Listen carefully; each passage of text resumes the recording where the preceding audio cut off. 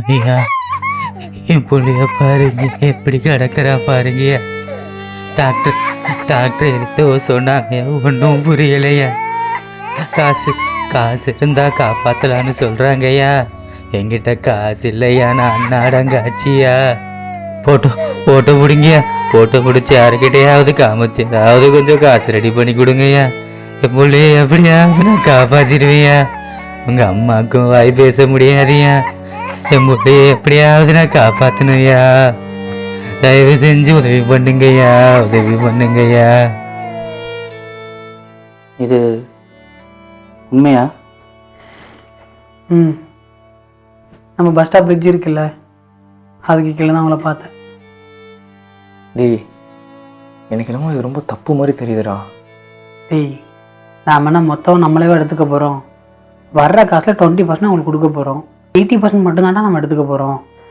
அவன் சொல்கிறது கரெக்டு தான்டா.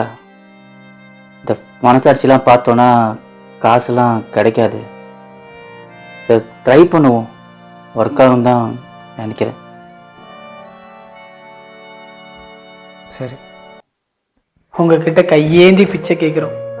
அந்த குழந்தையோட அழுகையும் அந்த அப்பாவோட கதறலும் நிச்சயம் உங்கள் காதலை கேட்டிருக்கோம் நான் நினைக்கிறேன். எங்களுக்காக இல்லை, அந்த குழந்தைக்காக.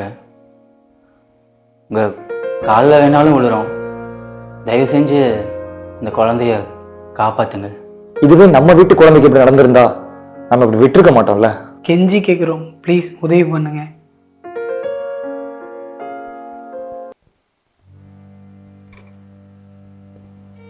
ஏதோ எனக்கு பாவம் பண்ணுற மாதிரி ஒரு மாதிரி ரொம்ப ஃபீலாக இருக்குடா.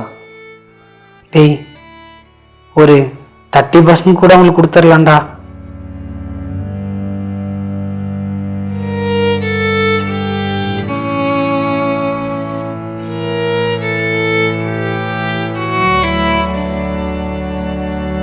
இது ஒரு வித்தியாசமான முயற்சி.